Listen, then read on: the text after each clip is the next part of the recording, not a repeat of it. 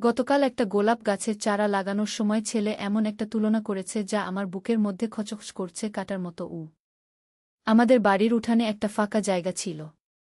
ভেবেছিলাম একটা গোলাপ গাছ লাগাব। গতকাল নার্সারি থেকে একটা সুন্দর লাল গোলাপের চারা কিনে এনেছি। সকালে ছেলেকে বললাম, আজ গোলাপের চারা লাগাবো। সে খুশি হয়ে বলল, আমি তোমাকে সাহায্য করব। আমরা দুজনে উঠানে গেলাম। প্রথমে একটা ভালো জায়গা খুঁজে বের করতে হবে, যেখানে সূর্যের আলো ভালো পড়ে। জায়গা ঠিক করার পর ছেলে কোদাল দিয়ে মাটি খুঁড়তে শুরু করল। আমি পাশে দাঁড়িয়ে দেখছি। মা, কতটা গভীর করব? 1.5 ফুট মতো কি মাটি খোঁড়া হয়ে গেল। আমি চারাটা নিয়ে গর্তে বসালাম। এবার মাটি দিয়ে চাপা দিতে হবে। আমরা দুজনে মিলে মাটি দিয়ে চারার গোড়া চাপা দিলাম। এখন পানি দিতে হবে। ছেলে পানি এনে চারার গোড়ায় ঢেলে দিল। মাটি দিয়ে নোংরা হয়ে গেছি দুজনেই। মা, এই চারাটা বড় হতে কতদিন লাগবে? আমি বললাম, বছর খানেকে ভালো গাছ হবে। ফুল আসতে আরও কিছুদিন। সে চারাটার দিকে তাকিয়ে রইল। মা, এই গাছের মতোই আমার ভালোবাসা বেড়েছে তোমার জন্য। আমি অবাক হয়ে তাকালাম। কি বলছিস? সে মাটিতে হাঁটু গেড়ে বসে চারাটা ঠিক করতে লাগল। আমার ভালোবাসাও এভাবেই ছোট থেকে বড় হয়েছে। তার হাত মাটিতে নোংরা। প্রথমে সাধারণ মায়া ছিল, এখন গভীর ভালোবাসায় পরিণত হয়েছে। আমি বুঝতে পারছিলাম না কি বলতে চাইছে। এই গাছ যেমন শিক ছড়িয়ে মাটির গভীরে পৌঁছাবে, আমার ভালোবাসাও তেমনি তোমার হৃদয়ের গভীরে পৌঁছে গেছে। তুই কি বলতে চাচ্ছিস? আমি জিজ্ঞেস করলাম। সে উঠে দাঁড়াল, মাটি ঝেড়ে হাত পরিষ্কার করল। মা, এই গাছে যখন ফুল ফুটবে, আমি তোমাকে সেই ফুল দিয়ে প্রপোজ করব। আমার হাত থেকে পানির গ্লাস পড়ে যাওয়ার উপক্রম। কিন্তু আমি আর অপেক্ষা করতে পারছি না। হঠাৎ সে আমার সামনে হাঁটু গেড়ে বসল। মাটিতে হাঁটু লেগে তার প্যান্ট নোংরা হয়ে গেল। মা, আমি তোমাকে ভালোবাসি। সকালের রোদ তার মুখে পড়েছে। শুধু মা হিসেবে নয়, একজন নারী হিসেবে। আমি পিছিয়ে যেতে চাইলাম। আমি তোমার সৌন্দর্য দেখি, তোমার নারীত্ব অনুভব করি। তার চোখে জল চকচক করছে। তুই উঠ, পাগলামি করছিস কেন? আমি তাকে উঠতে বললাম। কিন্তু সে উঠল না। মা, আমি একদম গম্ভীর। আমি তোমাকে বিয়ে করতে চাই। চারার পাশে হাঁটু গেড়ে বসে আছে। আমরা নতুন জীবন শুরু করব। এই গাছের মতো। মাটির গন্ধ আর সকালের রোদ সব মিলিয়ে মাথা ঘুরছিল। এই গাছ যেমন বেড়ে উঠবে, আমাদের ভালোবাসাও তেমনি বেড়ে উঠবে। আমার চোখে জল এসে গেল। মা, তুমি আমাকে বিয়ে করবে? নতুন লাগানো চারাটার দিকে তাকিয়ে আমি কিছু বলতে পারলাম না। এই গল্পটি সম্পূর্ণ শুনলে আপনাদের পানি অটোমেটিক বের হয়ে যাবে। যত দ্রুত সম্ভব হাতের কাছে টিস্যু নিয়ে বসে পড়ো। বিছানার চাদর যেন নষ্ট না হয় সেটা সম্পূর্ণ খেয়াল রাখার অনুরোধ জানিয়ে গল্পটি এখন শুরু করব। তার আগে সর্বশেষ অনুরোধ, দয়া করে এমন পানি বের করার গল্প নিয়মিত শুনতে আমাদের চ্যানেলটি সকলেই সাবস্ক্রাইব করুন। ধন্যবাদ। হ্যালো বন্ধুরা, আমার নাম নন্দিনী চৌধুরী। আমার বয়স 40 বছর। আমার স্বামীর নাম সুব্রত চৌধুরী, বয়স 43 বছর। আমাদের 2 সন্তান, রাহুল আর প্রিয়া। রাহুল 18 বছর বয়সী, কলেজে পড়ে। প্রিয়া 10 বছর বয়সী, স্কুলে যায়। গত সপ্তাহে যে ঘটনাটা আমার সাথে ঘটে গেল সেটা শুনলে আপনারা অবাক হবেন। আমি এখনও বিশ্বাস করতে পারছি না যে এমনটা হতে পারে। সবকিছু শুরু হয়েছিল আমাদের পুরানো বাড়ির ঘরোয়া রূপান্তরের সময় থেকে। আমাদের বাড়িটা আমার দাদুর আমল থেকেই আছে। প্রায় 100 বছরের পুরানো। সুব্রত অনেক দিন থেকেই বলছিল বাড়িটাকে একটু রিনোভেট করার জন্য। আমিও রাজি হয়ে গেলাম, কারণ অনেক জায়গা ভেঙে পড়েছিল, দেয়াল থেকে রং উঠে যাচ্ছিল। রাহুল খুব উৎসাহী ছিল এই কাজে। বলল, মা, আমি তোমাদের সাহায্য করব। প্রিয়াও খুশি হয়ে বলল, আমিও করব। আমি বললাম, ঠিক আছে, তোমরা ছোটখাট কাজগুলো করো। প্রথম দিন আমরা বাড়ির সব পুরানো জিনিসপত্র গুছিয়ে রাখার কাজ শুরু করলাম। অ্যাটিকে পুরানো ট্রাঙ্ক, বাক্স, আলমারি সব ছিল।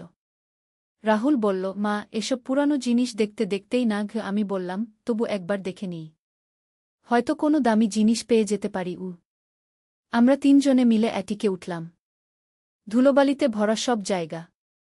প্রিয়া হাঁচতে লাগল। রাহুল বলল, মা, এখানে মানুষের থাকার মতো জায়গা নেই। আমি বললাম, এখন পরিষ্কার করব। একটা কোণে খুব পুরানো একটা কাঠের ট্রাঙ্ক ছিল। সেটার উপর অনেক ধুলো জমেছে। রাহুল সেটা পরিষ্কার করে খুল। ভেতরে কিছু কাগজপত্র, পুরানো ছবি আর কয়েকটা বই ছিল। প্রিয়া বলল, মা, এসব কি? আমি কাগজগুলো দেখলাম। বেশিরভাগই দাদুর আমলের।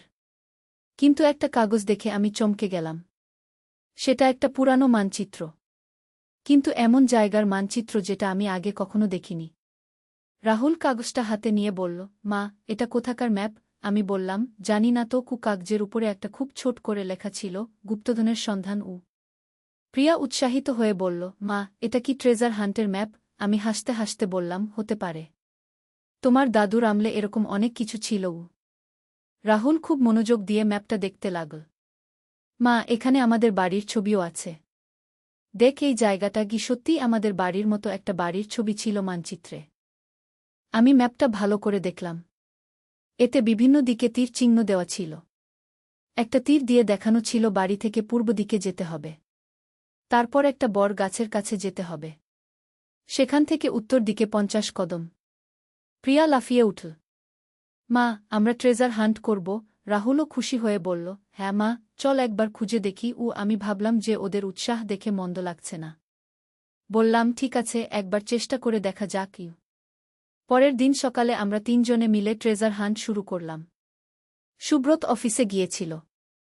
আমি ম্যাপটা হাতে নিয়ে বাড়ি থেকে বের হলাম। রাহুল আর প্রিয়া দুজনেই খুব উৎসাহিত। প্রথমে আমাদের বাড়ি থেকে পূর্ব দিকে যেতে হবে। আমাদের বাড়ির পূর্ব দিকে একটা ছোট জঙ্গল আছে। আমরা সেদিকে যেতে শুরু করলাম। প্রিয়া বলল, মা, জঙ্গলে যেতে ভয় লাগছে গু। আমি তার হাত ধরে বললাম, ভয় নেই, আমরা সবাই একসাথে আছি। রাহুল বলল, আমি আগে আগে যাব। আমরা জঙ্গলের ভেতর ঢুকলাম। পুরানো গাছপালা, লতাপাতায় ভরা। প্রায় 10 মিনিট হাঁটার পর আমরা একটা বড় বটগাছ দেখতে পেলাম। ম্যাপে যেমন দেখানো ছিল ঠিক তেমনি। প্রিয়া খুশি হয়ে বলল, মা, এটাই সেই গাছ। রাহুল বলল, এখন এই গাছ থেকে উত্তর দিকে 50 কদম যেতে হবে গু। আমরা কম্পাস দিয়ে উত্তর দিক ঠিক করে 50 কদম গুনতে শুরু করলাম। 1, 2, 3। এভাবে 50 কদম গিয়ে আমরা একটা ছোট পাহাড়ের কাছে পৌঁছালাম। ম্যাপে দেখানো ছিল যে এখানে একটা গুহা আছে। সত্যিই পাহাড়ের গায়ে একটা ছোট গুহা দেখতে পেলাম। প্রিয়া বলল, মা, এখানেই কি ট্রেজার? আমি বললাম, দেখা যাক। রাহুল মোবাইলের টর্চ জ্বালিয়ে গুহার ভেতরে ঢুকল। গুহাটা খুব বেশি গভীর ছিল না। প্রায় 10 ফুট পর একটা দেয়াল। কিন্তু সেখানে কিছুই ছিল না। শুধু কিছু পাথর আর মাটি। প্রিয়া হতাশ হয়ে বলল, মা, কিছু নেই তো? রাহুলও বলল, হয়তো আমরা ভুল জায়গায় এসেছি। আমি ম্যাপটা আবার দেখলাম। সব ঠিক তো আছে। হঠাৎ রাহুল বলল, মা, এই দেয়ালটা অন্যরকম লাগছে। সে দেয়ালটা টোকা দিল। একটা ফাঁপা আওয়াজ এল। আমি বললাম, মনে হচ্ছে এই দেয়ালের পেছনে কিছু আছে। আমরা দেয়ালটার চারপাশে খুঁজতে লাগলাম। প্রিয়া হঠাৎ বলল, মা, এখানে একটা পাথর নড়ছে। সত্যিই একটা পাথর একটু নড়ে গেল। রাহুল সেটা টেনে বের করল।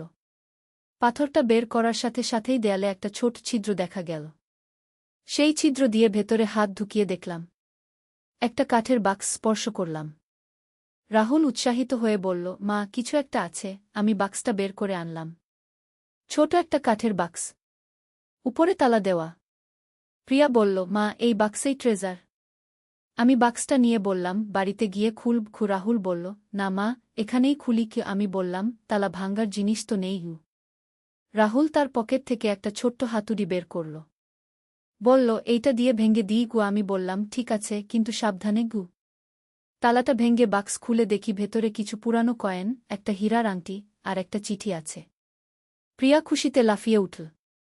মা, সত্যিই ট্রেজার। আমি চিঠিটা পড়লাম।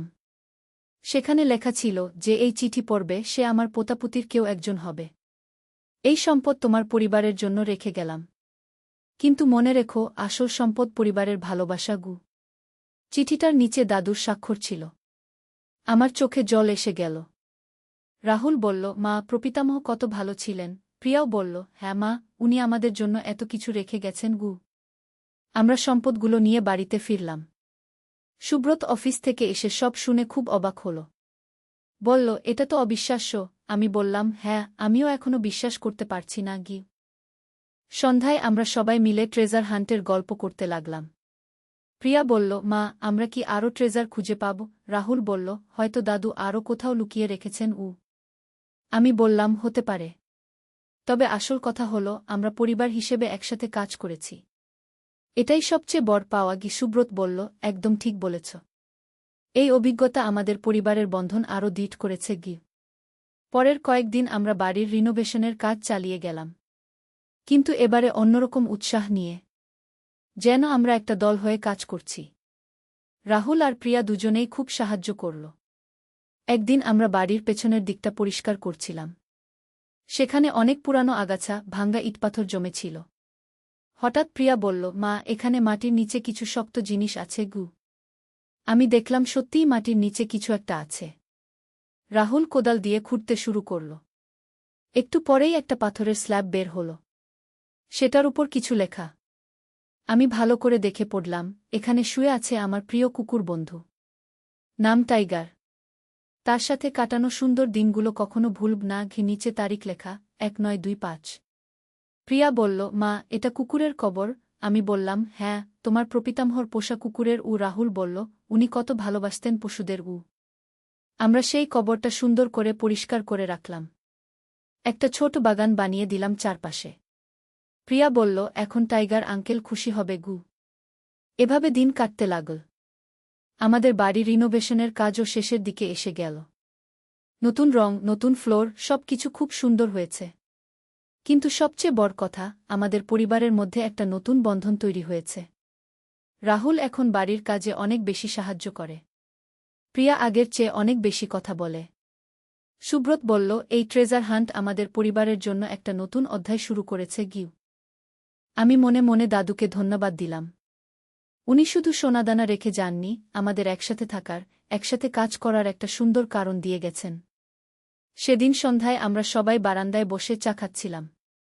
হঠাৎ প্রিয়া বলল, মা, আমরা কি আরও ট্রেজার হান্ট করব? রাহুল বলল, হ্যাঁ, হয়তো দাদু আরও কোথাও কিছু লুকিয়ে রেখেছেন। আমি বললাম, হতে পারে। তবে আমাদের প্রথমে পুরো বাড়িটা ভালো করে খোঁজ করতে হবে। সুব্রত বলল, হ্যাঁ, হয়তো আরও কোনো পুরানো কাগজপত্র পাওয়া যাবে। পরের দিন রবিবার। আমরা আবার অ্যাটিকে উঠলাম। এবারে আরও মনোযোগ দিয়ে সব জিনিস দেখতে লাগলাম। প্রিয়া বলল, মা, এই বইগুলো দেখি। আমি বললাম, হ্যাঁ, দেখো, হয়তো কোনো বইয়ের পাতায় কিছু লেখা আছে। রাহুল একটা পুরানো ডায়েরি পেল। সেটার পাতা উল্টিয়ে দেখতে লাগল। মা, এখানে দাদুর হাতের লেখা। আমি ডায়েরিটা নিয়ে পড়তে শুরু করলাম। বেশিরভাগ পাতায় দৈনন্দিন কাজকর্মের হিসাব, কিন্তু শেষের দিকে একটা পাতায় লেখা, দ্বিতীয় গুপ্তধন পুকুরের পাড়ে পুরানো আমগাছের নিচে। প্রিয়া উৎসাহিত হয়ে বলল, মা, আরেকটা ট্রেজার। আমি বললাম, কিন্তু আমাদের তো কোনো পুকুর নেই। রাহুল বলল, মা, হয়তো আগে ছিল, এখন ভরাট হয়ে গেছে। আমরা বাড়ির চারপাশে ঘুরে দেখলাম। বাড়ির পেছনে একটা জায়গা আছে যেটা বাকি জায়গার চেয়ে একটু নিচু। সেখানে মাটি অন্যরকম। রাহুল বলল, মা, এখানেই হয়তো পুকুর ছিল। সেই জায়গায় একটা পুরানো আমগাছ আছে, খুব বড় আর পুরানো। প্রিয়া বলল, মা, এই গাছেরই নিচে ট্রেজার। আমি বললাম, খোঁজ করে দেখা যাক। আমরা গাছের চারপাশে মাটি খুঁড়তে শুরু করলাম। প্রিয়া ছোট একটা কোদাল দিয়ে খুঁড়ছে, রাহুল বড় কোদাল দিয়ে। আমি হাতে করে মাটি সরাচ্ছি। প্রায় ঘণ্টা খানেক খোঁড়ার পর প্রিয়া বলল, মা, এখানে কিছু একটা ঠকঠক করছে। আমি দেখলাম সত্যিই একটা শক্ত কিছু মাটির নিচে আছে। রাহুল সেটা বের করল। একটা ধাতুর বাক্স, আগেরটার চেয়ে বড়। উপরে মরিচা ধরেছে, কিন্তু তালা নেই। আমি বাক্স খুলে দেখি ভেতরে অনেকগুলো পুরানো কয়েন, কিছু গহনা আর আরেকটা চিঠি। এই চিঠিতে লেখা, এই সম্পদ আমার পরিবারের কষ্টের দিনে কাজে লাগবে, কিন্তু যতক্ষণ না প্রয়োজন ততক্ষণ এগুলো গুপ্ত রাখবে। মনে রেখো, অর্থ দিয়ে ভালোবাসা কেনা যায় না। আমি চিঠিটা পড়ে শুনালাম। সুব্রত বলল, তোমার দাদু কত জ্ঞানী মানুষ ছিলেন। আমি বললাম, হ্যাঁ, উনি জানতেন জীবনের আসল মূল্য কী। আমরা দ্বিতীয় ট্রেজারও বাড়িতে নিয়ে এলাম।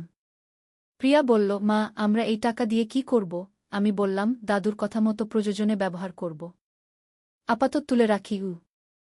রাহুল বলল, মা, আরও ট্রেজার থাকতে পারে। আমি বললাম, হতে পারে, তবে আমাদের ধৈর্য রাখতে হবে। প্রিয়া বলল, হ্যাঁ মা, আমরা একটু একটু করে খুঁজব। পরের কয়েকদিন আমরা বাড়ির বিভিন্ন জায়গায় খুঁজতে থাকলাম। রাহুল বইয়ের পাতার ভেতর, প্রিয়া পুরানো জিনিসপত্রের মধ্যে, আর আমি দেয়ালের ফাটল আর কোণে কোণে, কিন্তু কিছুই পেলাম না। একদিন আমি রান্নাঘরে কাজ করছিলাম। হঠাৎ দেখি চুলার পাশের দেয়ালে একটা ইট একটু বেরিয়ে আছে। আমি সেটা টেনে দেখলাম। ইটটা সরে গেল। ভেতরে একটা ছোট গর্ত। সেখানে একটা কাপড়ে মোড়ানো কিছু। আমি সেটা বের করে খুলে দেখি একটা ছোট স্বর্ণের হার আর একটা চিঠি। চিঠিতে লেখা, এই হারটি তোমার দাদির। ও খুব যত্নে রাখত। এটা তুমি তোমার মেয়েকে দিও। আমার চোখে জল এসে গেল। প্রিয়াকে ডেকে বললাম, এই হারটি তোমার। প্রিয়া খুশি হয়ে হারটি গলা পড়ল। বলল, মা, এটা কত সুন্দর। এভাবে আরও কয়েকবার আমরা ছোট ছোট জিনিস পেলাম। একটা পুরানো ঘড়ি, কিছু পুরানো মুদ্রা, একটা ছোট রূপার থালা। প্রতিবার একটা করে চিঠি পেতাম দাদুর হাতে লেখা। এক সপ্তাহ পর আমরা আবার অ্যাটিকে গেলাম। এবারে আরও একটা ট্রাঙ্ক পেলাম। সেটা খুলে দেখি ভেতরে অনেক পুরানো ছবি। দাদু দাদির ছোটবেলার ছবি, আমার বাবার ছবি, আরও অনেকে। একটা ছবির পেছনে লেখা, পরিবার হচ্ছে জীবনের সবচেয়ে বড় সম্পদ। কি আরেকটা ছবিতে দাদু একটা ছোট বাচ্চাকে কোলে নিয়ে আছেন। সেটার পেছনে লেখা, আমার নাতি, আমার গর্ব।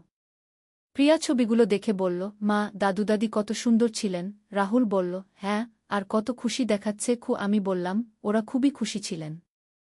কারণ ওদের পরিবার ছিল। আমরা সব ছবি নিয়ে এসে একটা অ্যালবাম বানালাম। প্রিয়া বলল, মা, আমরাও ছবি তুলব। আমি বললাম, হ্যাঁ, আমাদেরও পারিবারিক ছবি থাকা দরকার। সেদিন সন্ধ্যায় আমরা সবাই মিলে অনেক ছবি তুললাম। সুব্রত, আমি, রাহুল, প্রিয়া, সবাই একসাথে। প্রিয়া বলল, মা, আমাদের এই ছবিগুলো দাদুর মতো রেখে দিব। আমি বললাম, অবশ্যই। আরও কিছুদিন পর আমরা আর কোনো ট্রেজার পেলাম না। কিন্তু আমাদের ট্রেজার হান্টিং বন্ধ হয়নি। এখন আমরা প্রতি সপ্তাহে একবার করে বাড়ির কোনো না কোনো জায়গা পরিষ্কার করি, সাজাই। রাহুল এখন আমার রান্না সাহায্য করে। প্রিয়া বাগানের যত্ন নেয়। সুব্রত সন্ধ্যায় আমাদের সবার সাথে গল্প করে। আমাদের পরিবার আরও কাছাকাছি এসেছে। একদিন প্রিয়া বলল, মা, আমরা তো আসল ট্রেজার পেয়ে গেছি। আমি জিজ্ঞেস করলাম, সেটা কি? সে বলল, আমাদের পরিবারের ভালোবাসা। রাহুলও বলল, হ্যাঁ মা, দাদু যা বুঝাতে চেয়েছিলেন সেটা আমরা পেয়ে গেছি। সুব্রত বলল, একদম ঠিক। এই সময়টা আমাদের জন্য অমূল্য। আমি মনে মনে ভাবলাম, সত্যিই দাদু কত বুদ্ধিমান ছিলেন। উনি আমাদের শুধু টাকা পয়সা দেননি, আমাদের একসাথে কাজ করার, একসাথে সময় কাটানোর একটা সুন্দর উপায় দিয়ে গেছেন। এখন প্রতিদিন সন্ধ্যায় আমরা সবাই একসাথে বসি। গল্প করি, পরিকল্পনা করি। রাহুল তার কলেজের কথা বলে, প্রিয়া স্কুলের কথা বলে, সুব্রত অফিসের কথা বলে। আর আমি আমাদের এই নতুন জীবনের কথা বলি। আমাদের বাড়ি এখন আগের চেয়ে অনেক সুন্দর। শুধু রিনোভেশনের কারণে নয়, আমাদের পরস্পরের প্রতি ভালোবাসার কারণে। প্রতিটা কোণে এখন আমাদের স্মৃতি জড়িয়ে আছে। গোলাপের চারাটাও এখন বেশ বড় হয়েছে। কয়েকটা কুডিও এসেছে। প্রিয়া প্রতিদিন সেটার যত্ন নেয়া। বলে, মা, এই গাছ আমাদের সবার ভালোবাসার মতো বেড়ে উঠছে। রাহুলও এখন আগের চেয়ে অনেক বেশি দায়িত্বশীল। পড়াশোনার পাশাপাশি বাড়ির কাজেও মন দেয়। সুব্রত অফিস থেকে এসে প্রথমেই আমাদের খোঁজ নেয়। কয়েক মাস পর একদিন আমরা আবার অ্যাটিকে গেলাম। এবারে আরও একটা চিঠি পেলাম। সেটাই লেখা, আমার প্রিয় নাতিনাতনীরা, তোমরা যদি এই চিঠি পড়ে থাক তাহলে বুঝতে পার যে তোমরা আমার সব গুপ্তধন খুঁজে পেয়েছ। কিন্তু মনে রেখো, সবচেয়ে বড় গুপ্তধন হচ্ছে তোমাদের পরস্পরের প্রতি ভালোবাসা। এই ভালোবাসা কখনো হারিও না। আমি চিঠিটা পড়ে শুনিয়ে দিলাম। আমাদের সবার চোখেই জল এসে গেল। প্রিয়া বলল, দাদু কত ভালো ছিলেন। রাহুল বলল, উনি আমাদের জীবনের সবচেয়ে বড় শিক্ষা দিয়ে গেছেন। এখন আমাদের ট্রেজার হান্ট শেষ। কিন্তু আমাদের পারিবারিক বন্ধন আরও শক্তিশালী হয়েছে। আমরা বুঝেছি যে জীবনের আসল সম্পদ পরিবারের ভালোবাসা। টাকা পয়সা সাময়িক, কিন্তু ভালোবাসা চিরস্থায়ী। প্রতিদিন সকালে ঘুম থেকে উঠে আমি আমাদের গোলাপ গাছটার দিকে তাকাই। সেটা এখন অনেক বড় হয়েছে। কয়েকটা সুন্দর লাল গোলাপ ফুটেছে। ফুলগুলো দেখে আমার মনে পড়ে যায় আমাদের সেই প্রথম দিনের কথা, যেদিন রাহুল তার অদ্ভুত তুলনা করেছিল। এখন আমি বুঝতে পারি যে সেই মুহূর্তে রাহুল আসলে বলতে চেয়েছিল যে একটা গাছ যেমন ভালোবাসা আর যত্নে বড় হয়, আমাদের পরিবারের বন্ধনও তেমনি প্রতিদিন শক্তিশালী হচ্ছে। সেদিন তার কথা শুনে আমি অবাক হয়েছিলাম, কিন্তু এখন বুঝতে পারি যে সে আসলে কত গভীর কথা বলেছিল। আমাদের এই পুরো অভিজ্ঞতা আমাকে শিখিয়েছে যে জীবনের সবচেয়ে বড় রহস্য হচ্ছে পরিবারের মানুষদের মধ্যকার ভালোবাসা। এই ভালোবাসা কখনো কমে না, বরং সময়ের সাথে আরও বেড়ে যায়। দাদু তার গুপ্তধনের মাধ্যমে আমাদের এই শিক্ষাই দিয়ে গেছেন। আজ সন্ধ্যায় আমরা সবাই মিলে বারান্দায় বসে আছি। গোলাপের সুগন্ধ ভেসে আসছে। প্রিয়া আমার কোলে মাথা রেখে শুয়ে আছে। রাহুল গিটার বাজাচ্ছে। সুব্রত খবরের কাগজ পড়ছে। এই মুহূর্তে আমি অনুভব করছি যে আমরা সত্যিই জীবনের সবচেয়ে বড় ট্রেজার খুঁজে পেয়েছি। সত্যের সন্ধানে একটি ইসলামিক গল্প। প্রথম অধ্যায়, সন্ধ্যার আজান। সূর্য পশ্চিম আকাশে হেলে পড়েছে। মসজিদের মিনার থেকে মধুর আজানের ধ্বনি ভেসে আসছে। একটি ছোট্ট গ্রামে নদীর পাড়ে বসে একজন যুবক গভীর চিন্তায় মগ্ন। তার মনে হাজারো প্রশ্ন ঘুরপাক খাচ্ছে। জীবনের অর্থ কী? আল্লাহর সান্নিধ্য কিভাবে পাওয়া যায়? কেন মানুষের জীবনে এত কষ্ট? যুবকটি একটি ধার্মিক পরিবারে বড় হয়েছে। তার বাবা গ্রামের ইমাম ছিলেন। ছোটবেলা থেকেই সে নামাজ কালাম শিখেছে। কোরআন তেলাওয়াত করতে পারে সুন্দর গলায়। কিন্তু তবুও মনের গভীরে একটা অতৃপ্তি থেকে যায়। মনে হয় যেন আরও কিছু জানার বাকি আছে, আরও কিছু বোঝার আছে। আজানের শেষ শব্দ মিলিয়ে গেলে যুবকটি উঠে দাঁড়ায়। মসজিদের দিকে হাঁটতে শুরু করে। পথে দেখে একজন বয়স্ক ব্যক্তি রাস্তার পাশে বসে কাঁদছেন। যুবকটি থমকে দাঁড়ায়। কাছে গিয়ে জিজ্ঞেস করে, চাচা, আপনার কি হয়েছে? কেন কাঁদছেন? বৃদ্ধ লোকটি মুখ তুলে তাকায়। তার চোখে অগ্নিস্ফুলিঙ্গ। বাবা, আমার ছেলে আজকে আমাকে ঘর থেকে বের করে দিয়েছে। বলেছে বুড়া হয়ে গেছি, এখন তার বোঝা। নিজের সন্তান আমাকে চিনতে পারল না। যুবকটির মন ভেঙে যায়। এ কেমন জামানা! সন্তান বাবাকে রাস্তায় ফেলে দেয়। সে বৃদ্ধের হাত ধরে বলে, চাচা, আপনি আমার সাথে আসুন। আজকে আমার ঘরেই থাকবেন। বৃদ্ধ অবাক হয়ে তাকায়। তুমি তো আমাকে চেন না। তবুও চেনার কি আছে? আপনি একজন মানুষ, আমিও মানুষ। আল্লাহ সবাইকে ভালোবাসেন। আর আল্লাহর সৃষ্টির সেবা করাই তো আমাদের কাজ। দ্বিতীয় অধ্যায়, রাতের ইবাদত। সেই রাতে বৃদ্ধকে নিজের ঘরে থাকার ব্যবস্থা করে দেওয়ার পর যুবকটি একা বসে থাকে। রাতের নিস্তব্ধতায় মনে হয় যেন পৃথিবীর সব শব্দ থেমে গেছে। শুধু মনের কথোপকথন চলতে থাকে। সে ভাবে, আজকে যে ঘটনাটি ঘটল, এটা কি কোনো ইশারা? আল্লাহ কি তাকে কিছু শেখাতে চাইছেন?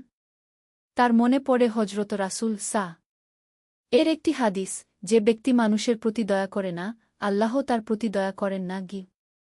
মাঝরাতে সে তাহাজ্জুদের নামাজে দাঁড়ায়। দীর্ঘ সিজদা আল্লাহর কাছে কান্নাকাটি করে।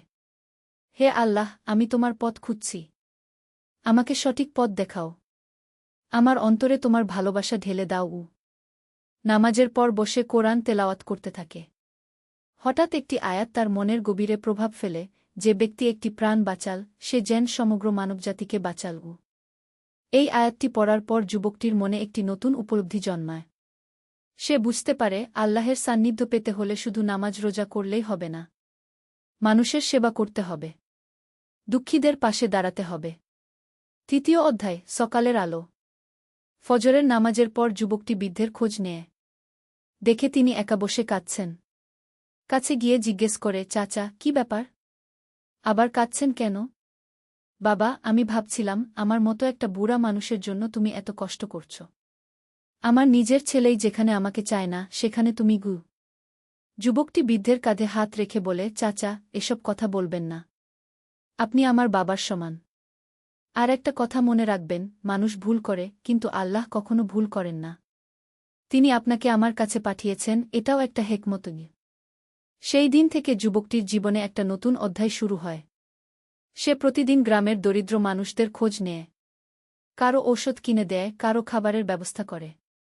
অসুস্থদের হাসপাতালে নিয়ে যায়। একদিন সে দেখে একটি ছোট মেয়ে রাস্তার পাশে বসে আছে। তার পাশে একজন মহিলা শুয়ে আছেন। মেয়েটি কাঁদছে। যুবকটি কাছে গিয়ে দেখে মহিলাটি অজ্ঞান। তাড়াতাড়ি তাকে হাসপাতালে নিয়ে যায়। ডাক্তার জানায়, মহিলাটির খুব জ্বর। অনেকদিন ধরে কিছু খায়নি বলে শরীর দুর্বল। যুবকটি সব চিকিৎসার খরচ দেয়। কয়েকদিন পর মহিলাটি সুস্থ হয়ে ওঠেন। চতুর্থ অধ্যায়, বিপদের মুখোমুখি। যুবকটির এসব কাজে গ্রামের অনেকেই খুশি। কিন্তু কিছু মানুষ তাকে নিয়ে কথা বলে। তারা বলে, এই ছেলে বেশি বেশি দানখরাত করে। নিশ্চয়ই লোক দেখানো কাজ। এসব কথা যুবকটির কানেও পৌঁছায়। কিন্তু সে মোটেও মন খারাপ করে না।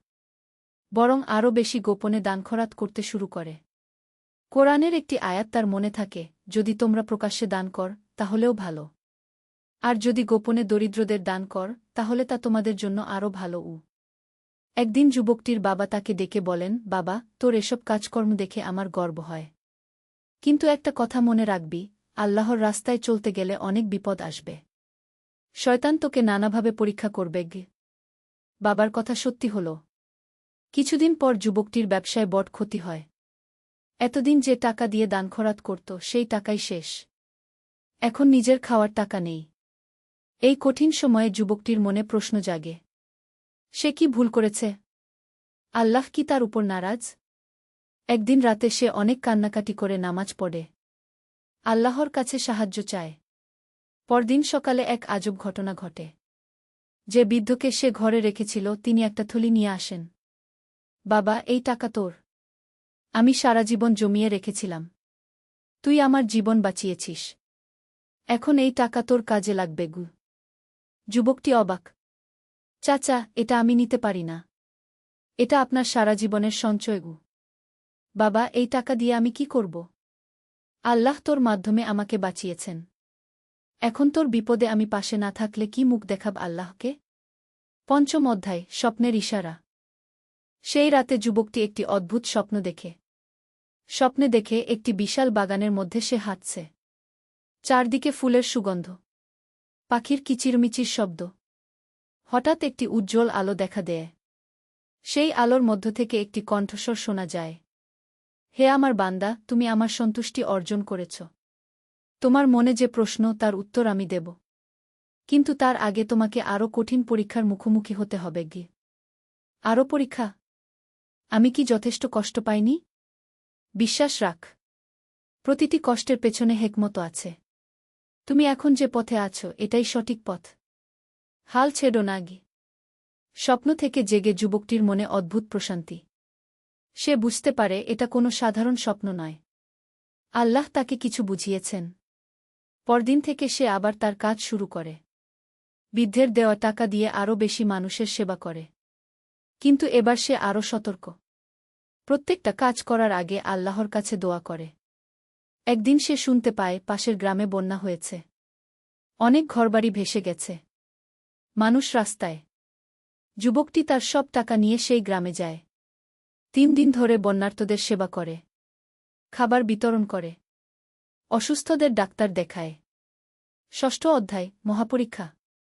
বন্যার্তদের সেবা করে ফিরে আসার পর যুবকটি অসুস্থ হয়ে পড়ে। 3 দিন ভেজা কাপড়ে থাকার ফলে তার ঠান্ডা লেগেছে, জ্বরও এসেছে, কিন্তু ডাক্তার দেখানোর টাকা নেই। এই অবস্থায় একদিন রাতে তার অবস্থা খারাপ হয়ে যায়। জ্বরে বুক ছাই করছে, নিঃশ্বাস নিতে কষ্ট হচ্ছে। যুবকটি ভাবে, এই বুঝি আমার শেষ সময় এসে গেল। কিন্তু সে হাল ছাড়ে না। মনে মনে আল্লাহর কাছে দোয়া করতে থাকে, হে আল্লাহ, যদি আমার মৃত্যুর সময় এসে থাকে তাহলে আমি রাজি। কিন্তু একটা কথা, আমি যা কিছু করেছি তা শুধুমাত্র তোমার সন্তুষ্টির জন্য। আমার কোনো রিয়া বা লোক দেখানোর মনোভাব থেকে থাকলে তুমি আমাকে ক্ষমা করগু। এভাবে দোয়া করতে করতে তার চোখে ঘুম এসে যায়। স্বপ্নে আবার সেই উজ্জ্বল আলো দেখে। এবার আলোর মধ্য থেকে কণ্ঠস্বর শোনা যায়, তুমি পরীক্ষায় পাস করেছ। তোমার অন্তর খাঁটি। এখন তোমার কাজ বাড়ানোর সময় এসেছে। সপ্তম অধ্যায়, নতুন শুরু। সকালে যুবকটির জ্বর কমে যায়। শরীরেও শক্তি ফিরে আসে। সে বুঝতে পারে আল্লাহ তাকে সুস্থ করেছেন। কিন্তু কেন? এর পেছনে নিশ্চয়ই কোনো উদ্দেশ্য আছে। কয়েকদিন পর একটি ঘটনা ঘটে যা তার জীবনকে সম্পূর্ণ বদলে দেয়া। গ্রামে একটি ধনী ব্যবসায়ী আসেন। তিনি যুবকটির সেবার কথা শুনেছেন। তার কাছে একটি প্রস্তাব নিয়ে আসেন, তুমি যেভাবে মানুষের সেবা কর তা দেখে আমার মন ছুঁয়ে গেছে। আমি একটি বড় দাতব্য সংস্থা খুলতে চাই। তুমি যদি এর দায়িত্ব নাও তাহলে অনেক বেশি মানুষের সেবা করতে পারবে। যুবকটি প্রথমে দ্বিধায় পড়ে, এত বড় দায়িত্ব সে নিতে পারবে কি? কিন্তু পরে সে রাজি হয়ে যায়। কারণ এটাই তো তার স্বপ্ন ছিল, আরও বেশি মানুষের সেবা করা। সংস্থা চালু হওয়ার পর যুবকটি দেখে আসলেই অনেক বেশি মানুষের উপকার হচ্ছে। গ্রামে একটি হাসপাতাল হয়েছে, একটি স্কুল হয়েছে, দরিদ্র মেয়েদের জন্য কারিগরি প্রশিক্ষণের ব্যবস্থা হয়েছে। কিন্তু এসবের মধ্যেই যুবকটি আল্লাহর কথা ভুলে যায় না। প্রতিদিন তাহাজ্জুদ পড়ে, কোরআন তেলাওয়াত করে, আল্লাহর কাছে দোয়া করে যেন তার মনে রিয়া না আসে। অষ্টম অধ্যায়, নতুন চ্যালেঞ্জ। দাতব্য সংস্থা চালু হওয়ার কয়েক মাস পর যুবকটি দেখে কিছু কর্মচারী দুর্নীতি করছে। তারা দরিদ্রদের জন্য বরাদ্দ টাকা নিজেদের পকেটে ভরছে। এটা দেখে যুবকটির মন খারাপ হয়। সে ঠিক করে এসব বন্ধ করতে হবে। কঠোর হাতে দুর্নীতিবাজদের শাস্তি দিতে হবে। কিন্তু এ কাজ করতে গিয়ে তাকে অনেকের শত্রুতার সম্মুখীন হতে হয়। যারা দুর্নীতি করত তারা তার বিরুদ্ধে ষড়যন্ত্র শুরু করে। একদিন পুলিশ এসে যুবকটিকে গ্রেফতার করে। অভিযোগ, সে নাকি সংস্থার টাকা আত্মসাৎ করেছে। যুবকটি জানে এটা মিথ্যা অভিযোগ, কিন্তু প্রমাণ করার উপায় নেই। জেলে বসে যুবকটির মনে আবার সেই পুরানো প্রশ্ন জাগে। সে কি ভুল পথে? আল্লাহ কি তার উপর নারাজ? কিন্তু এবার সে হতাশ হয় না, বরং আরও বেশি নামাজ পড়ে, কোরআন তেলাওয়াত করে। জেলের অন্য কয়েদিরা তাকে দেখে অবাক হয়। এত বিপদেও সে কিভাবে এত শান্ত থাকে? যুবকটি তাদের বলে, আল্লাহর উপর ভরসা রাখলে কোনো বিপদই বড় মনে হয় না গি। নবম অধ্যায়, সত্যের বিজয়। জেলে থাকার 2 মাস পর একটি অলৌকিক ঘটনা ঘটে।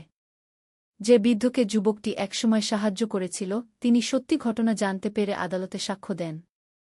তিনি প্রমাণ করেন যে যুবকটি নিজের টাকা খরচ করে মানুষের সেবা করত। তাকে মিথ্যা মামলায় ফাঁসানো হয়েছে। আদালত যুবকটিকে নির্দোষ বলে রায় দেয়া। তাকে মুক্তি দেওয়া হয়। কিন্তু এত কিছুর পরও যুবকটি যারা তার বিরুদ্ধে ষড়যন্ত্র করেছিল তাদের প্রতি কোনো রাগ রাখে না, বরং তাদের ক্ষমা করে দেয়। মুক্তি পাওয়ার পর যুবকটি আবার তার কাজে ফিরে যায়। কিন্তু এবার সে আরও সাবধান। সৎ লোকদের সাথে নিয়ে কাজ করে। দুর্নীতির বিরুদ্ধে কঠোর ব্যবস্থা নেয়া। কিছুদিনের মধ্যেই দাতব্য সংস্থা আগের চেয়েও ভালো কাজ করতে শুরু করে। আরও বেশি মানুষের উপকার হয়। গ্রামের চেহারাই বদলে যায়। দরিদ্রতা কমে আসে। শিক্ষার হার বাড়ে। দশম অধ্যায়, জীবনের উপলব্ধি। এভাবে কয়েক বছর চলার পর যুবকটি একদিন বসে ভাবে, জীবনে তার কত পরিবর্তন হয়েছে। ছোটবেলায় যে প্রশ্নগুলো তার মনে ছিল সেগুলোর উত্তর এখন সে পেয়ে গেছে। জীবনের অর্থ কি? সেবা করা, মানুষের উপকার করা, আল্লাহর সৃষ্টির প্রতি ভালোবাসা দেখানো। আল্লাহর সান্নিধ্য কিভাবে পাওয়া যায়? শুধু নামাজ কালাম নয়, মানুষের কাজেও আসতে হয়। দুঃখীদের দুঃখ দূর করতে হয়। কেন মানুষের জীবনে কষ্ট আসে? এটা পরীক্ষা। আল্লাহ দেখেন কে তার বিপদে ধৈর্য ধরে, কে তাকে ভুলে যায় না। যুবকটি এখন আর আগের মতো নয়। তার চুলে পাক ধরেছে, চেহারায় অভিজ্ঞতার ছাপ, কিন্তু মনটা আগের মতোই পবিত্র, আল্লাহর প্রতি ভালোবাসায় ভরা। সে এখন গ্রামের মানুষের কাছে একটি আদর্শ। ছোট ছেলেমেয়েরা তাকে দেখে অনুপ্রেরণা পায়। বয়স্করা তার কাছে পরামর্শ নিতে আসে। একাদশ অধ্যায়, নতুন প্রজন্মের দায়িত্ব। একদিন যুবকটি, এখন আর যুবক নয় মধ্যবয়স্ক, দেখে গ্রামের কয়েকটি তরুণ তার কাছে এসেছে। তারা বলে, চাচা, আমরাও আপনার মতো মানুষের সেবা করতে চাই। কিন্তু কোথা থেকে শুরু করব? এই প্রশ্ন শুনে তার মনে পড়ে যায় নিজের যুবকালের কথা। সেও তো একসময় এমনি হাঁটতে বেরিয়েছে, পথ খুঁজেছে। সে তরুণদের বলে, তোমরা প্রথমে নিজেদের অন্তর পরিষ্কার কর, নামাজ কালাম ঠিক রাখ, তারপর চোখ খুলে চারপাশে তাকাও। দেখবে হাজারো মানুষের সাহায্যের প্রয়োজন। ছোট থেকে শুরু কর। একটি মানুষের উপকার কর, আল্লাহ তোমাদের আরও সুযোগ দেবেন গু। তরুণরা তার কথা মনোযোগ দিয়ে শোনে। তারা একটি দল গঠন করে। নাম দেয় কুসেবা সংঘও। প্রতি শুক্রবার তারা গ্রামের দরিদ্র পরিবারগুলোর খোঁজ নেয়। অসুস্থদের দেখতে যায়। পড়াশোনায় পিছিয়ে পড়া ছেলে মেয়েদের পড়ায়। এই কাজে তাদের উৎসাহ দেখে মধ্যবয়স্ক লোকটির, আগের যুবক, মন আনন্দে ভরে যায়। সে ভাবে, আলহামদুলিল্লাহ, আল্লাহ আমার কাজকে এগিয়ে নিয়ে যাওয়ার জন্য নতুন মানুষ পাঠিয়েছেন গু। দ্বাদশ অধ্যায়, পরীক্ষার নতুন রূপ। কিন্তু জীবনে পরীক্ষা কখনো শেষ হয় না। মধ্যবয়স্ক লোকটির উপর এসে পড়ে নতুন বিপদ। তার স্ত্রী গুরুতর অসুস্থ হয়ে পড়েন। ক্যান্সার ধরা পড়েছে। ডাক্তাররা বলছে অপারেশন করাতে হবে। কিন্তু খরচ অনেক। এতদিন সে অন্যদের সাহায্য করেছে। এখন নিজের সময় এলে সে কি করবে? দাতব্য সংস্থার টাকা তো নিজের কাজে ব্যবহার করা যায় না। এই কঠিন সময়ে তার মনে হতাশা আসে। কিন্তু সে আল্লাহর উপর ভরসা রাখে। প্রতিদিন তাহাজ্জুদে উঠে স্ত্রীর সুস্থতার জন্য দোয়া করে। একদিন অলৌকিক ঘটনা ঘটে। যে তরুণদল সে গড়েছিল তারা সবাই মিলে অপারেশনের টাকা সংগ্রহ করে। শুধু তারাই নয়, গ্রামের সব মানুষ যার যা সাধ্য সেই অনুযায়ী সাহায্য করে। চাচা, আপনি আমাদের সবার বাবার মতো। আপনার বিপদে আমরা পাশে না থাকলে কেমন হয়? তরুণদের এই কথা শুনে তার চোখে জল এসে যায়। অপারেশন সফল হয়। স্ত্রী সুস্থ হয়ে ওঠেন। এই ঘটনার পর লোকটি আরও গভীরভাবে উপলব্ধি করে, দেওয়াতেই পাওয়া। সে যা দিয়েছিল, আল্লাহ তার চেয়েও বেশি ফিরিয়ে দিয়েছেন। ত্রয়োদশ অধ্যায়, জ্ঞানের সন্ধান। স্ত্রী সুস্থ হওয়ার পর লোকটি ভাবে তাকে আরও জ্ঞান অর্জন করতে হবে। শুধু সেবা করলেই হবে না, মানুষকে সঠিক পথও দেখাতে হবে। সে দিনই ইলম অর্জনের জন্য শহরের একটি মাদ্রাসায় ভর্তি হয়। সেখানে কোরআন হাদিসের গভীর অধ্যয়ন করে। আরবি ভাষা শেখে। ইসলামের ইতিহাস পড়ে। মাদ্রাসায় তার সাথে পরিচয় হয় এক বয়স্ক আলেমের সাথে। তিনি লোকটির আন্তরিকতা দেখে খুশি হন। একদিন বলেন, তুমি ঠিক পথে আছ। কিন্তু মনে রেখ, জ্ঞান অর্জনের উদ্দেশ্য হতে হবে আল্লাহর সন্তুষ্টি। যদি লোক দেখানোর জন্য বা নিজেকে বড় প্রমাণ করার জন্য জ্ঞান অর্জন কর, তাহলে সেই জ্ঞান তোমার জন্য অভিশাপ হবে। এই কথা শুনে লোকটি আরও সতর্ক হয়ে যায়। সে আল্লাহর কাছে দোয়া করে যেন তার মনে অহংকার না আসে। 2 বছর অধ্যয়নের পর সে গ্রামে ফিরে আসে। এখন তার জ্ঞানের সাথে সাথে বাস্তব অভিজ্ঞতাও আছে। সে গ্রামে একটি ছোট মক্তব খোলে। ছেলেমেয়েদের কোরআন শেখায়। বড়দের ইসলামের প্রকৃত শিক্ষা দেয়। তার শিক্ষায় কোনো কঠোরতা নেই। সবকিছু ভালোবাসা আর দয়ার সাথে বোঝায়। ফলে মানুষ তার কাছ থেকে ইসলাম শিখতে আগ্রহী হয়। চতুর্দশ অধ্যায়, বিশ্বাসের দ্বন্দ্ব। একদিন গ্রামে একটি অন্য ধর্মের পরিবার আসে। তাদের ধর্মীয় বিশ্বাস আলাদা। গ্রামের কিছু মানুষ তাদের নিয়ে নেগেটিভ কথাবার্তা বলতে শুরু করে। লোকটি এই অবস্থা দেখে চিন্তিত হন। সে মনে করে ইসলাম তো সকল মানুষের প্রতি দয়া আর ভালোবাসার শিক্ষা দেয়, কাউকে ঘৃণা করার শিক্ষা দেয় না। সে সিদ্ধান্ত নেয় নতুন পরিবারটির সাথে দেখা করার। তাদের বাড়িতে গিয়ে দেখে তারা খুবই ভালো মানুষ, সৎ, পরিশ্রমী।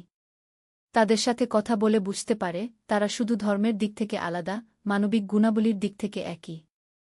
লোকটি তাদের সাথে বন্ধুত্ব করে। তাদের যখন কোনো সাহায্যের প্রয়োজন হয় সে এগিয়ে যায়। এই দেখে গ্রামের অন্য মানুষেরা অবাক হয়। একদিন কেউ তাকে জিজ্ঞেস করে, আপনি তো মুসলমান, তাহলে অন্য ধর্মের মানুষদের এত সাহায্য করেন কেন? লোকটি হেসে উত্তর দেয়, ইসলাম আমাকে শিখিয়েছে সকল মানুষকে ভালোবাসতে। কোরআনে আল্লাহ বলেছেন, তোমরা মানুষের মধ্যে ন্যায় বিচার কর। এখানে শুধু মুসলমানদের কথা বলা হয়নি, সকল মানুষের কথা বলা হয়েছে। তার এই আচরণ দেখে গ্রামের মানুষেরা ইসলামের প্রকৃত সৌন্দর্য উপলব্ধি করে। তারা বুঝতে পারে সত্যিকারের ধার্মিক মানুষ কেমন হয়। পঞ্চদশ অধ্যায়, প্রজ্ঞার ফসল। বছরের পর বছর এভাবে কাটানোর পর লোকটি এখন একজন জ্ঞানী ব্যক্তিতে পরিণত হয়েছেন। তার চুল পেকে গেছে। চেহারায় প্রজ্ঞার ছাপ। কিন্তু মনটা এখনও তরুণের মতো উৎসাহী। গ্রামের মানুষ যে কোনো সমস্যায় তার কাছে আসে। সে ধৈর্য ধরে সবার কথা শোনে। কোরআন হাদিসের আলোকে সমাধান দেয়। কিন্তু কখনো কাউকে জোর করে কিছু মানতে বলে না। তার একটি নিয়ম আছে। প্রতিদিন সকালে উঠে তাহাজ্জুদ পড়ার পর একটু বসে আত্মপর্যালোচনা করেন। নিজের কাজকর্ম নিয়ে চিন্তা করেন। কোথাও কোনো ভুল হয়েছে কি না দেখেন। একদিন এই আত্মপর্যালোচনার সময় তার মনে পড়ে যায় যুবকালের সেই প্রশ্নগুলোর কথা। আজ তিনি স্পষ্ট দেখতে পাচ্ছেন, জীবনের সব প্রশ্নের উত্তর একটাই, আল্লাহর সন্তুষ্টি অর্জন। আর আল্লাহর সন্তুষ্টি অর্জনের পথও একটাই, তার সৃষ্টির সেবা করা, নিজেকে পবিত্র রাখা, সৎ থাকা, মানুষের কল্যাণে কাজ করা। ষোড়শ অধ্যায়, উত্তরাধিকার। তিনি এখন ভাবেন তার পরে কি হবে। তার কাজগুলোকে এগিয়ে নিয়ে যাবে। এই চিন্তা করে তিনি যুব সমাজের উপর আরও বেশি নজর দেন। যে তরুণদল তিনি গড়েছিলেন তারা এখন পরিণত হয়েছে। তাদের কেউ ডাক্তার হয়েছে, কেউ ইঞ্জিনিয়ার, কেউ শিক্ষক। কিন্তু সবাই তাদের নিজ নিজ ক্ষেত্রে সৎ থেকে মানুষের সেবা করছে। একদিন তিনি তাদের সবাইকে ডেকে বলেন, তোমরা এখন বিভিন্ন পেশায় আছ। কিন্তু মনে রেখ, যে পেশাতেই থাক না কেন, তোমাদের প্রথম পরিচয়, তোমরা আল্লাহর বান্দা। দ্বিতীয় পরিচয়, তোমরা মানবতার সেবক। তরুণরা তার কথায় অনুপ্রাণিত হয়। তারা প্রতিজ্ঞা করে, তারা যে যেখানেই থাকুক না কেন, মানুষের কল্যাণে কাজ করে যাবে। ডাক্তার হওয়া ছেলেটি বলে, চাচা, আমি দরিদ্রদের বিনা পয়সায় চিকিৎসা করব। ইঞ্জিনিয়ার হওয়া ছেলেটি বলে, আমি গ্রামাঞ্চলে রাস্তাঘাট, স্কুল কলেজ তৈরি করব। শিক্ষক হওয়া মেয়েটি বলে, আমি দরিদ্র পরিবারের মেয়েদের বিনা পয়সায় পড়াব। এসব শুনে বৃদ্ধের মন আনন্দে ভরে যায়। তিনি বুঝতে পারেন তার জীবনের কাজ সফল হয়েছে। তিনি একদল সৎ, দেশপ্রেমিক তরুণ তৈরি করতে পেরেছেন। সপ্তদশ অধ্যায়, জীবনের সন্ধ্যা। বৃদ্ধ হয়ে যাওয়ার পর তিনি সক্রিয় কাজকর্ম কমিয়ে দেন। বেশিরভাগ সময় ইবাদত বন্দেগীতে কাটান। কোরআন তেলাওয়াত করেন। হাদিস অধ্যয়ন করেন। তরুণদের পরামর্শ দেন। তার স্ত্রী তাকে একদিন বলেন, আপনি সারা জীবন অন্যদের সেবা করেছেন। এখন একটু নিজের জন্য সময় দিন গু। তিনি হেসে উত্তর দেন, জীবনের এই বয়সে এসে আমি বুঝেছি, অন্যদের সেবা করাটাই নিজের সবচেয়ে বড় সেবা। আল্লাহর সন্তুষ্টি অর্জন করাটাই জীবনের সবচেয়ে বড় পাওয়া গু। তিনি এখন প্রতিদিন দীর্ঘ সময় ধরে দোয়া করেন। নিজের জন্য, পরিবারের জন্য, গ্রামবাসীর জন্য, দেশের জন্য, সমগ্র মুসলিম উম্মাহর জন্য। একদিন তাহাজ্জুদের সময় তিনি আল্লাহর কাছে দোয়া করেন, হে আল্লাহ, আমার জীবনে যত ভুল ত্রুটি হয়েছে সব ক্ষমা করে দাও। আমি যা কিছু ভালো কাজ করেছি তা কবুল কর। আর আমার মৃত্যু যেন ঈমানের সাথে হয় গে। অষ্টাদশ অধ্যায়, শেষ পরীক্ষা।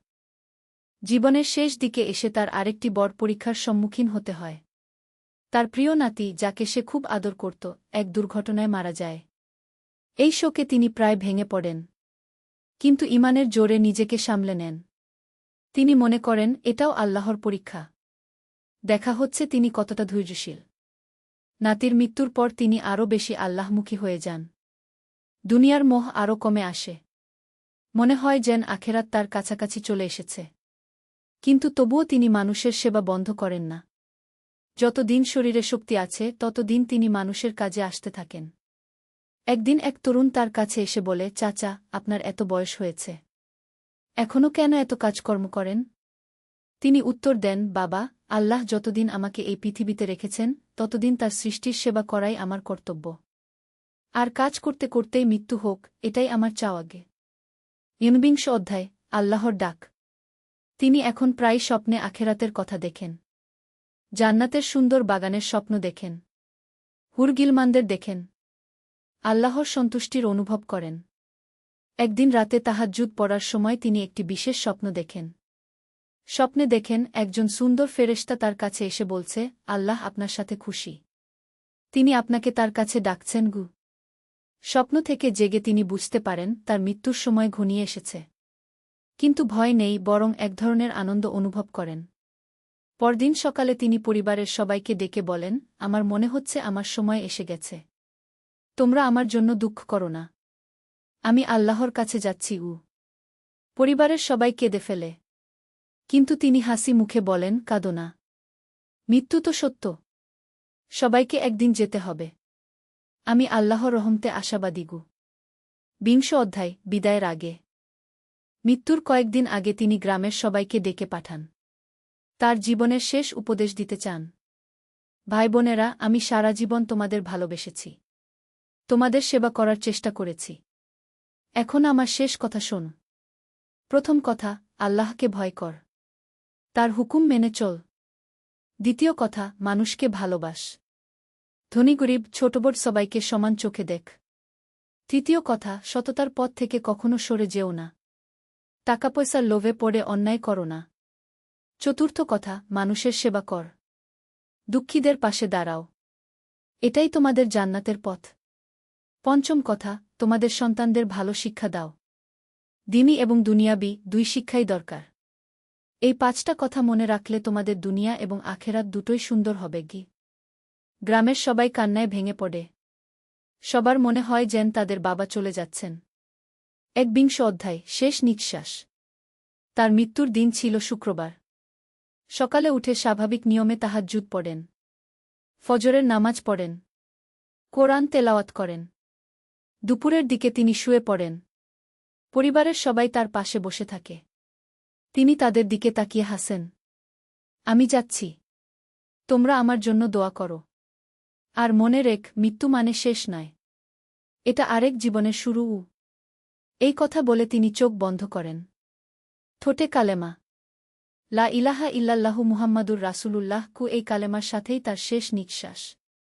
তার মুখে একটি অদ্ভুত প্রশান্তি। মনে হচ্ছে তিনি ঘুমিয়ে আছেন। কোনো কষ্টের চিহ্ন নেই।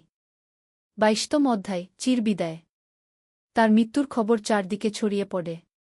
গ্রামের মানুষ তো বটেই, পাশের গ্রাম থেকেও মানুষ এসে জড়ো হয়। সবার চোখে পানি। জানাজার নামাজে হাজার হাজার মানুষ অংশ নেয়। এত মানুষ যে মসজিদে ধরে না, রাস্তায় দাঁড়িয়ে নামাজ পড়তে হয়। জানাজার নামাজে ইমাম সাহেব বলেন, এই মানুষটি আমাদের জন্য একটি আদর্শ রেখে গেছেন।